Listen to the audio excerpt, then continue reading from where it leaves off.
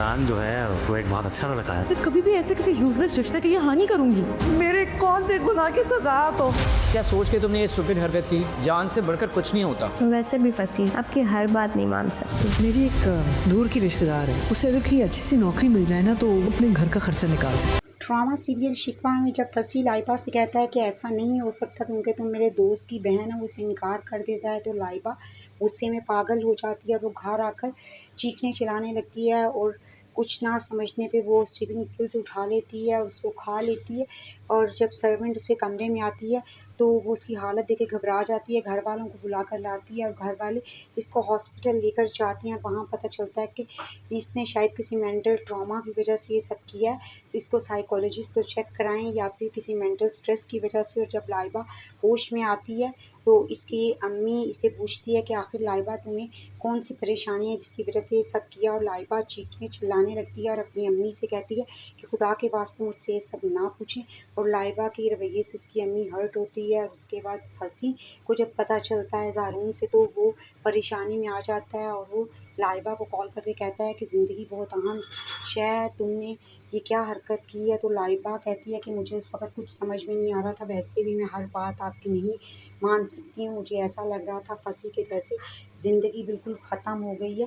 वैसे भी फंसी आपको इस बात से क्या फ़र्क पड़ता है मैं मरूँ या जीऊँ। तो उसी टाइम अचानक सानिया कमरे में आती है, वो उसके मुँह से फंसी का नाम सुन लेती है और ये भी कि इसने खुदकुशी क्यों की है उसको अब सब समझ में आ जाता है कि सब फंसी की वजह से। और वो मज़ीद टेंशन में आ जाती है और लाइबा को भी अब सब कुछ सानिया को बताना पड़ता है क्योंकि सानिया तो पहले ही सब सुन चुकी होती है।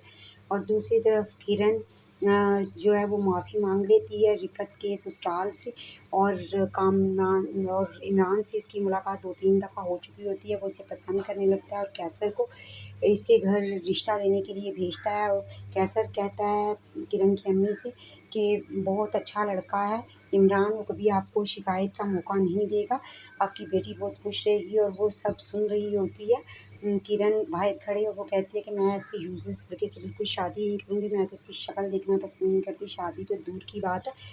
तो इसकी अम्मी बेचारी तो टेंशन में इसकी हरकत की वजह से आ जाती हैं और वो कहती हैं कि तुम क्यों मुझे हर जगह शर्मिंदा करवाती हो, तुम मेरे कौन से गुनाहों की सज़ा हो, अपने साथ साथ तुम क्यों सामिया का घर भी तबाह करने पर तुली हुई हो।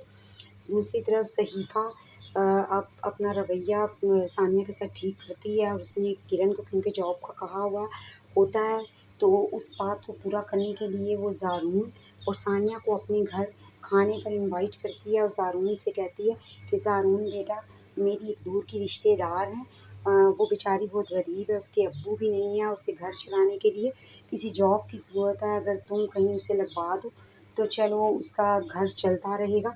तो ज़ारून कहता है कि आंटी आप फ़िक्र ना करें, मैं चंद रोज़ में आपको पता करके बताता हूँ, इंशाल्लाह आपका काम हो जाएगा।